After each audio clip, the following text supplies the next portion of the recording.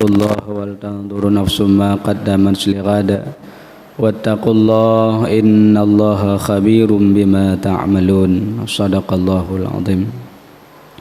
Kaum muslimin sedang hadirin yang dirahmati oleh Allah Subhanahu wa taala, puji syukur kita kehadirat Allah yang selalu memberikan nikmat dan karunia kepada kita sehingga kita selalu dapat beribadah, mengabdi diri kepada Allah Subhanahu wa taala. Salawat beriring salam marilah sama-sama kita sampaikan ke pangkuan alam Nabi besar Muhammad sallallahu alaihi wasallam beserta sekeluarga dan sahabat beliau sekalian. Kaum muslimin sedang hadirin yang dirahmati Allah, sambil kita berniat i'tikaf di rumah Allah ini, marilah kita gunakan waktu sejenak untuk kita lihat hadis Rasulullah sallallahu alaihi wasallam yang mudah-mudahan menjadi pegangan dalam kehidupan kita untuk kita jadikan ya sebagai penguat niat dalam hati kita untuk terus beribadah kepada Allah Subhanahu wa taala. Kaum muslimin sedang hadirin yang dirahmati Allah, kita masih berada di bulan Rajab ya, 19 atau 18 hari ini, dan tidak lama lagi setelah Rajab berlalu kita akan memasuki bulan Sya'ban, dan setelahnya kita akan memasuki bulan suci Ramadan. Tentu banyak persiapan yang harus kita persiapkan untuk menyambut bulan suci Ramadan. Salah satunya adalah membiasakan ibadah kepada Allah Subhanahu wa taala. Maka pada kesempatan ini kembali kita melihat pesan Nabi kepada salah seorang sahabat beliau, yaitu Abu Dzar Al-Ghifari. Dalam pesan beliau, wahai Abu Dzar, jaddidis safinata fa innal bahra amiqun. Wahai Abu Dzar, kokohkanlah kapalmu karena lautan yang akan engkau seberangi itu sangat dalam. Nabi mengibaratkan iman itu laksana kapal. Kalau kita hendak menuju suatu tempat, kita mesti ada kendaraan. Kalau kita dari Banda Aceh ke Sabang, maka kita naik kapal kendaraannya. Maka kapal itu mesti kuat, mesti kokoh. Karena kadang-kadang dalam laut itu akan terjadi badai gelombang yang besar. Kalau seandainya kapal itu tidak kuat, maka dia akan pecah, akan rusak dan akan tenggelam di dalam lautan yang sangat dalam itu. Maka iman itu laksana kendaraan yang menyampaikan kita ke tujuan. Apa tujuan kita orang mukmin? Apa tujuan kita sebagai seorang mukmin? Tujuan kita, tujuan akhir kita adalah masuk ke dalam surga. Semua kita ingin masuk dalam surga. Tapi kalau iman kita tidak kuat, maka akan terombang-ambing dalam lautan dunia ini. Akan terombang-ambing dengan gelombang kehidupan dunia. Maka tidak sedikit orang yang tidak memperhatikan ibadah, tidak memperhatikan apa kewajiban yang sebenarnya kepada Allah Subhanahu wa taala. Tertutup mata hatinya untuk melihat sesuatu yang sesuatu itu sebenarnya sangat penting untuk dia fikirkan. Maka siapapun yang imannya selamat, maka insya-Allah dia akan masuk ke dalam surga. Iman yang dimaksud di sini adalah iman kepada hari akhirat, percaya kepada balasan-balasan akhirat, bahwa hidup bukan hanya di dunia, tapi juga ada kehidupan yang sebenar-benar kehidupan, itulah kehidupan akhirat. Maka orang mukmin selalu tertuju pikiran, semua pikirannya tertuju kepada akhirat, karena memang itulah kehidupan yang sebenarnya. Kemudian yang kedua kata Rasulullah kepada Abu Dzar, wa khuziz zadaka milan fa inna safara ba'id. Persiapkanlah bekal yang banyak, karena persiapan perjalanan yang akan engkau tempuh itu sangat jauh. Perjalanan akhirat, perjalanan yang sangat jauh, tentu mesti banyak persiapan yang akan kita persiapkan. Makanya dalam ayat yang khatib bacakan tadi, Allah berfirman, wa tazawwadu fa inna khairaz zadi taqwa. Persiapkanlah bekal, tapi ingat, bekal yang sebenarnya itu adalah bekal akhirat, takwa kepada Allah Subhanahu wa taala. Dulu ketika masih hidup Rasulullah, ada sahabat yang naik haji enggak bawa bekal, enggak bawa apa-apa. Lalu ditegur oleh Allah, wa tazawwadu, persiapkan bekal. Kalau kamu ingin musafir, persiapkan bekal. Tapi ingat, bekal yang sebenarnya yang mesti kamu persiapkan adalah takwa kepada Allah Subhanahu wa taala. Maksudnya bahwa kita dalam hidup ini perlu kebutuhan, perlu uang, perlu nafkah, perlu belanja kita. Tapi yang paling penting yang perlu kita persiapkan adalah bekal menuju akhirat. Maka di ayat yang lain Allah mengatakan, ya ayyuhalladzina amanu taqullaha wal tanzur nafsum ma qaddamat lihat. Wahai orang-orang yang beriman, bertakwalah kepada Allah, dan hendaklah setiap orang memperhatikan apa yang sudah ia persiapkan untuk hari akhirat. Apa yang sudah kita persiapkan untuk akhirat hari ini? Apakah sudah cukup ataukah belum sama sekali? Maka inilah kata Allah, semua kita mesti kita perhatikan berapa banyak bekal yang sudah kita persiapkan untuk hari esok. Mungkin kita sudah punya anak, kalau dalam dunia persiapan setelah kematian kita ada anak yang menggantikan, atau kita punya harta yang sudah kita simpan di bank untuk persiapan hari tua kita. Tapi tentu itu cerita dunia. Kalau cerita akhirat, apakah kita sudah mengumpulkan banyak amal ibadah untuk persiapan kita di hari akhirat? Makanya para ulama, guru-guru kita,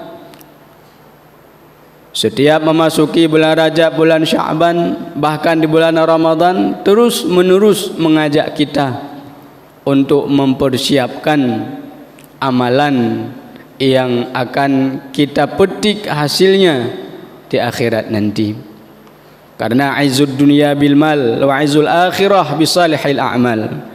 Kata Umar bin Al-Khattab, kata beliau, hebatnya orang dalam dunia ini karena ada harta yang dia miliki, tapi di akhirat nanti hebatnya orang di akhirat nanti, megahnya orang di akhirat nanti, mulianya orang di akhirat nanti bisalihil a'mal, dengan amal saleh yang pernah dia kerjakan dalam dunia. Maka tidak heran nanti di dalam syurga kita tengok, menurut hadis Nabi, di dalam syurga itu yang paling banyak itu orang fakir-fakir dalam syurga. Yang paling ramai, orang kaya juga ramai, tapi yang paling ramai itu orang fakir. Dalam dunia mereka hina, tapi di akhirat nanti mereka masuk ke dalam syurga. Dan betapa banyak orang hebat-hebat dalam dunia ini, tapi nanti hina dina di hari akhirat, tidak ada harganya sama sekali. Karena memang hidupnya hanya semata-mata untuk dunia, bukan untuk beramal hari akhirat. Kemudian yang ketiga kata Rasulullah, wa khafifil himla fa innal aqabata ka'ud. Wahai Abu Dzar, ringankan bebanmu, karena bukit yang akan engkau tanjaki itu nanti sangat-sangat terjal. Maksudnya, wahai Abu Dzar, jangan banyak engkau mengerjakan dosa, karena akan susah nanti kamu di hari akhirat. Kalau kamu ada dosa, jangan biarkan lama menetap di dalam hati, tapi terus bertaubat kepada Allah Subhanahu wa taala. Maka orang-orang yang ada dosa kemudian dia bertaubat, sama seperti tidak ada dosa. Maka bulan Rajab, bulan kita membersihkan dosa. Maka ada ulama yang mengatakan bulan Rajab itu bulan takhalli, membersihkan diri dari dosa. Bulan Sya'ban bulan tahalli, bulan menghiasi diri dengan banyak ketaatan. Kemudian bulan Ramadan bulan tajalli, bulan kita mempersembahkan diri kita ke hadirat Allah Subhanahu wa taala. Maka orang-orang yang tidak membersihkan hatinya dalam bulan Rajab, kemudian tidak memperbanyak, tidak menghiasi dengan amal-amal kebaikan dalam bulan Sya'ban, maka dia tidak akan mendapatkan apa-apa ketika nanti memasuki bulan suci Ramadan. Syekh Ibrahim bin Adham, salah seorang ulama yang saleh, beliau mengatakan hati orang mukmin itu bagaikan cermin. Kalau kita berdiri depan cermin ketika bersisir, menyisir rambut, kalau cerminnya bersih, nampak terang wajah kita. Ketika seseorang mengerjakan dosa, maka akan menempel titik-titik hitam di dalam hati, sehingga hati menjadi gelap. Ibarat cermin tadi tidak kita bersihkan, terus kotor dia, sehingga kita berdiri depan cermin tidak nampak lagi wajah kita. Maka ketika hati penuh dengan titik-titik hitam, maka enggak ada yang nampak bagi dia kecuali dunia semata. Enggak ada nampak akhirat. Terhijab antara dia dengan Allah Subhanahu wa taala. Maka dosa itu penghijab, penghalang seseorang dengan Allah Subhanahu wa taala. Maka kata Syekh Ibrahim bin Adham, pada ketika itu tidak dia terima nasihat agama, malas dekat dengan Allah, merasa bosan dengan agama, merasa tidak perlu dengan agama, merasa tidak penting akhirat, bahkan dia anggap dunia itu yang paling penting, sedangkan akhirat tidak ada harganya sama sekali. Itu akibat daripada dosa yang sudah menempel di dalam hati. Maka perlu kita beristighfar, perlu kita bertaubat kepada Allah. Apa makna taubat? Taubat itu kembali lagi kepada Allah. Kalau umpamanya kita dalam musafir, dalam perjalanan, kita salah jalan, salah belok, rupanya bukan jalan itu, salah belok, balik kembali, jalan ke arah yang sebenarnya. Itulah yang disebut dengan taubat. Allah Maha Pengampun, Allah Maha Penyayang. Walau bagaimanapun kita salah dengan Allah, Allah tidak pernah dendam kepada kita. Allah selalu menerima kita selama kita mau kembali kepada Allah Subhanahu wa taala. Ada sebagian orang menganggap ketika mengerjakan dosa Allah tidak lagi menerima dia, sehingga ketika dia ajak beribadah merasa diri banyak dosa, sehingga terus jauh dengan Allah Subhanahu wa taala sampai mati. Padahal jangan begitu. Syaitan memang sengaja menjauhkan kita dari Allah. Syaitan sengaja menjatuhkan kita dalam kemaksiatan, tapi Allah selalu memanggil-manggil kita untuk dekat dengan Allah Subhanahu wa taala. Berapa banyak anak muda enggak mau ibadah dengan alasan masih banyak dosa. Kapan mau ibadah? Nanti kalau sudah tua, kalau sudah sedikit dosanya. Padahal umur tidak kita ketahui kapan ajal akan menjemput kita. Banyak anak-anak muda, anak-anak kecil yang duluan menghadap Allah, padahal orang-orang yang sangat tua masih sehat walafiat. Makanya jangan kita tunda taubat. Dalam hukum agama, taubat itu segera, wajib segera. Taubat itu wajib segera. Bahkan ada hadis yang mengatakan ada malaikat kanan, ada malaikat kiri. Ketika seseorang mengerjakan dosa, malaikat kiri mau nulis. Kata malaikat kanan, tunggu, jangan dulu. Kenapa mesti tunggu, kata malaikat kiri? Siapa tahu dia insaf, siapa tahu dia bertaubat, jangan tulis dulu. Maka malaikat sebelah kiri patuh kepada malaikat sebelah kanan.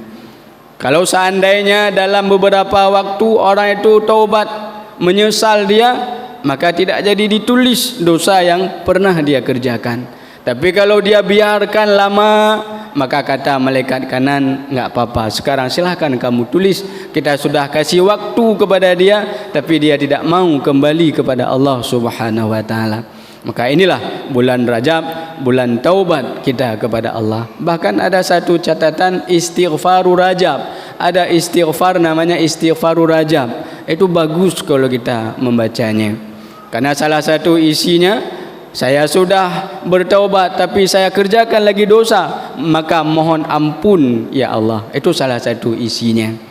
Kita selalu taubat, selalu istighfar, tapi kembali lagi, enggak apa-apa, Allah masih menerima taubat kita. Bukan dalam artian kita meremehkan, bukan, tapi memang begitulah.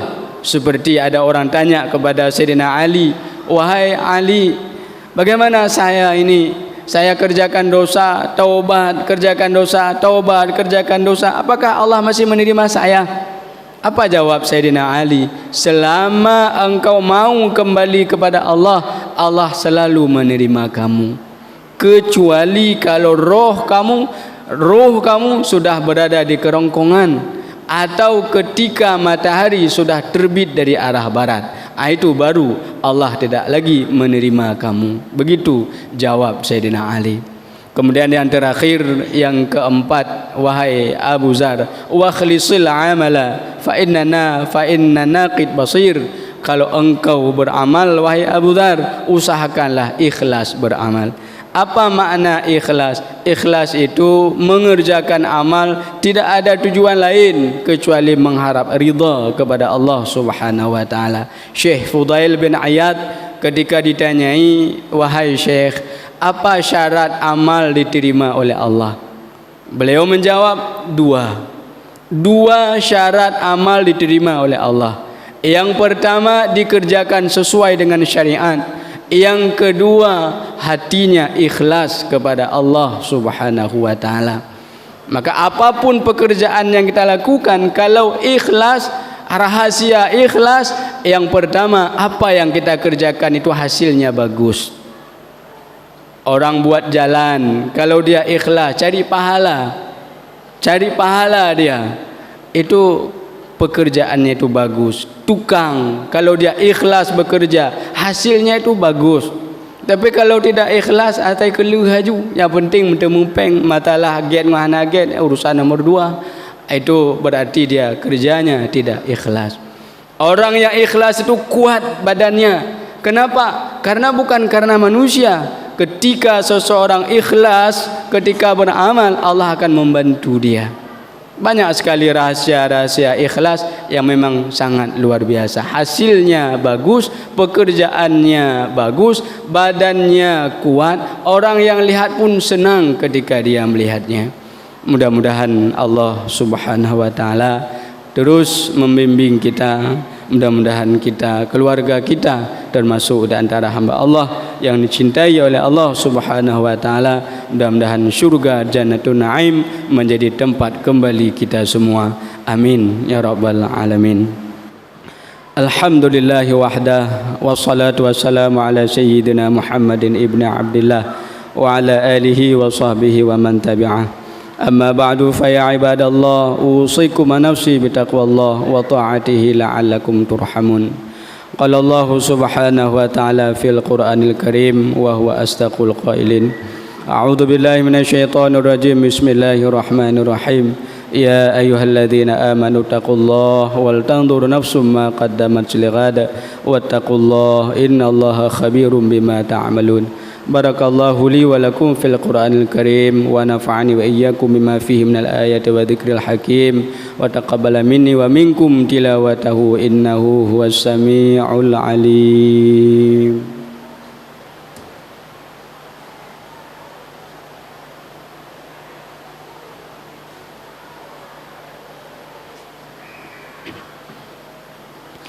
Alhamdulillahi Rabbil Alamin. Wassalatu wassalamu ala sayyidina Muhammadin wa ala alihi wa sahbihi ajma'in. Amma ba'du fa ya ibadallah, usikum wa nafsi bittaqwallah wa ta'atihi la'allakum turhamun.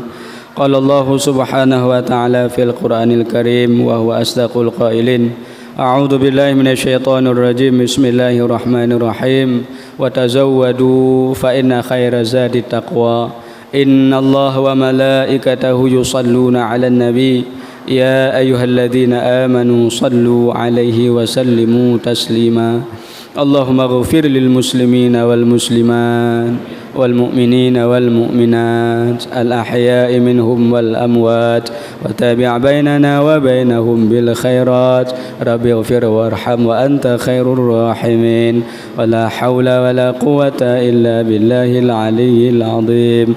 Rabbana atina fid dunya hasanah wa fil akhirati hasanatan wa qina adzaban nar. Wa la dzikrullahi akbar. Aqimus shalah.